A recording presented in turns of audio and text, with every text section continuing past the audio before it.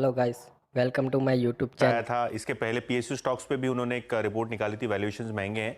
लेकिन ये जो स्ट्रैटेजी रिपोर्ट है, इसके अंदर भारी डेटा के साथ इन्होंने जस्टिफाई ये करने की कोशिश की है कि पीएसयू स्टॉक्स, स्पेशली जो कैपिटल गुड सेक्टर और ऑयल एंड गैस सेक्टर से पीएसयू के जो शेयर्स भागे हैं, शायद अपसाइड यहाँ से लिमिटेड रह सकती है और रिस्क ज़्यादा रह सकता है निवेशकों के लिए, ऐसा इनका मानना है। सबसे पहले अगर हम बात करें कोटक की, तो इनका मानना ये है कि जो लॉन्ग टर्म वाइज बिजनेस में रिस्क आते हुए दिखाई पड़ रहे हैं, उसको मार्केट शायद इग्नोर कर रहा है। मीडियम टर्म की जो परफॉर्मेंस है उस पर ज़्यादा फोकस हो रहा है। लेकिन लॉन्ग टर्म के लिहाज से अभी भी काफ़ी सारी चीज़ें अनक्लियर है ऑयल एंड गैस सेक्टर में, ग्रीन एनर्जी सेक्टर में, जिसका शायद इंपैक्ट पीएसयूज पे पड़ सकता है।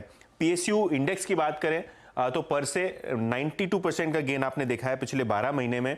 और अब कोटक को लगता है कि कैपिटल गुड सेक्टर में पीएसयू जो कैपिटल गुड नाम है, यहाँ प्रॉफिटेबिलिटी बहुत ज़्यादा नहीं रह सकती है, मार्जिन्स पे आगे जाके प्रेशर आ सकते हैं।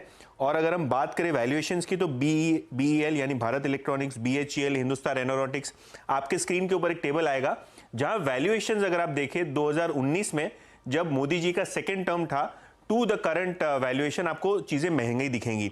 बीएल का अगर हम ईवी एबिटा देखें, मार्च 19 में तो 9 टाइम ईवी एबिटा पे ट्रेड होता था, आज 24 टाइम ट्रेड होता है।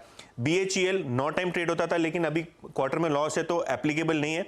लेकिन अगर हम कोची शिपयार्ड की बात करें तो 5 साढ़े 5 के ईवी एबिटा पे ट्रेड होता था और 25 टाइम ट्रेड हो रहा है। एचएल मार्च 19 में कंपनी ने लॉस पोस्ट किया था और अब 21 टाइम ईवी एबिटा पे ट्रेड हो रहा है, तो जो हायर साइड पे है, ऐसा कोटक को लगता है। अब यहां से मूव करते हैं पावर पीएसयूज की तरफ, जहां रिटर्न ऑन इक्विटी की जो प्रोफाइल है वो थोड़ी बहुत वीक होती हुई दिखाई पड़ रही है।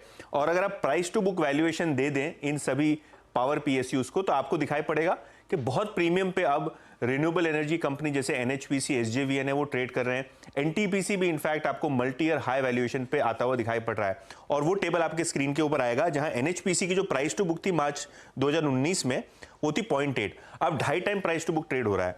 एनटीपीसी भी लगभग दुगने वैल्यूएशंस पे आ गया है अब। और अगर हम पावर ग्रिड की बात करें तो पावर ग्रिड जैसा जो फिक्स्ड आरओई का धंधा है, वो भी लगभग 2.5 time EV price to book trade हो रहा है, जो कि डेट टाइम था मार्च 2019 में।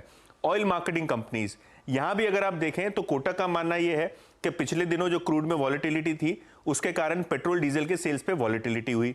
और अगर हम नुकसान की बात करें तो अर्निंग्स बहुत ही हेवायर होती हैं ऑयल मार्केटिंग कंपनीज की।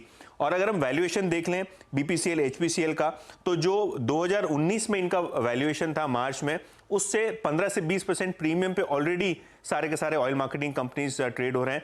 और अभी करंट वैल्यूएशन देख लें तो फॉरवर्ड बेसिस पे बीपीसीएल, एचपीसीएल और आईओसी, इन सभी के जो पीज हैं वो एक्सपैंड हो चले हैं। खास करके बीपीसीएल और आईओसी 10 के पी मल्टीपल पे ट्रेड कर रहे हैं, जो कि कोटक के हिसाब से काफी महंगे हैं। और आगे जो ग्रीन एनर्जी का ट्रांजिशन है, इसका भी एक बड़ा रिस्क मार्केट इग्नोर कर रहा है।